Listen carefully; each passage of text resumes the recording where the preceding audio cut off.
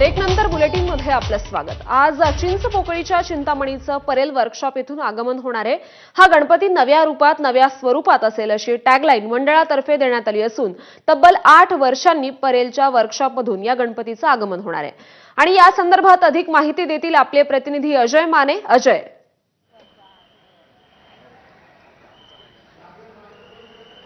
आज खरं तर चिंचपोकळीच्या चिंतामणीचं आगमन आहे आणि त्यासाठी मुंबईभरातून जी सगळी गणेश मंडळी गणेश भक्तजन जे आहेत या ठिकाणी येऊ लागलेले आणि त्याच पार्श्वभूमीवर पोलिसांचा कडेकोट बंदोबस्त जो आहे तो या ठिकाणी तैनात करण्यात आलेला आहे। आपण जर पाहिलं तर परळ वर्कशॉपच्या बाहेर सुद्धा चिंचपोकळीचा चिंतामणी असं एकंदरीत संपूर्ण कमान तयार करण्यात आलेली आहे आणि अनेक इतर गणेश मूर्तींचं सुद्धा आगमन जे ते सुरू आहे। आपण जर पाहिलं तर समोर बाप्पाची अशी सुबक असं रूप असलेली मूर्ती जी आता नुकतीच परळ वर्कशॉप मधून जी आहे ती बाहेर आलेली आपल्याला पाहायला मिळते आणि या ठिकाणी कोणालाही येऊ दिलं जात नाहीये।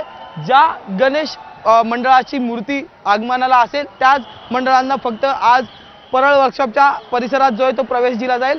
बाकी हा संपूर्ण रस्ता जो आहे तो वाहतुकीसाठी बंद केलेला आहे आणि आपण जर पाहिलं तर इथे समोर बॅरिगेटिंग सुद्धा ठेवण्यात आलेले। समोर जर पाहिलं तर आता बाप्पाची सुबक मूर्ती जी आहे ती आगमनासाठी बाहेर निघत आहे परळ वर्कशॉपच्या आणि त्या ठिकाणी गणपती बाप्पा मोरयाचा जयघोष जो आहे तो सुरू झालेला आहे। पण या सगळ्यात विशेष बाब म्हणजे की आजही पावसाने जो आहे तो सर लावलेली आहे आणि त्यासाठी संपूर्ण एकंदरीत जे ते कुठलाही अनुचित प्रकार घडू नये त्यामुळे हा सगळा रस्ता जो आहे तो बंद करण्यात आलेला आहे। पोलीस फौजफाटासोबत ॲम्ब्युलन्स सुद्धा ह्या ठिकाणी आपण जर पाहिलं तर त्याही ज्या आहेत त्या तैनात करण्यात आलेल्या आहे। त्यामुळे चिंचपोकळी सार्वजनिक उत्सव मंडळाची ही संपूर्ण आपत्कालीन व्यवस्था आहे आणि त्यासोबतच जर आपण पाहिलं तर लालबाग उड्डाणपुलापासून ते जगन्नाथ शंकर शेठ उड्डाणपूल म्हणजे माटुंग्यापर्यंतचा संपूर्ण रस्ता जो आहे तो दोन्ही साईडने वाहतुकीसाठी बंद करण्यात आलेला आहे।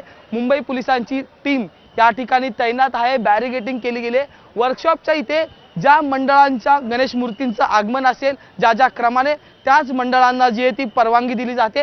बाकी इतर जे मुंबईतून आलेले भाविक भक्तगण आहेत त्यांना जे ते दूर वर्कशॉप पासून थांबवण्यात आलेलं आहे आणि ज्यावेळेस आगमन पुढे सुरू होईल त्या ठिकाणी त्यांना जी आहे ती परवानगी आहे। त्यामुळे ह्या संपूर्ण परिसरात बॅरिगेटिंग केली गेली आहे। पोलिसांकडून प्रत्येकाचं आय कार्ड म्हणजे मंडळाचा आय कार्ड असो, माध्यम प्रतिनिधींचा आय कार्ड असो किंवा मग आपत्कालीन व्यवस्थापनेत कर्मचारी असले त्यांचा आय कार्ड तपासल्यावरच त्यांना ह्या संपूर्ण परळ वर्कशॉपच्या परिसरात जी आहे ती परवानगी दिलेली आहे। त्यामुळे आता या मिरवणुकीसाठी पोलीस फौजफाटा मोठ्या प्रमाणात तैनात केला गेलेला दिसतोय। धन्यवाद या सविस्तर माहितीसाठी।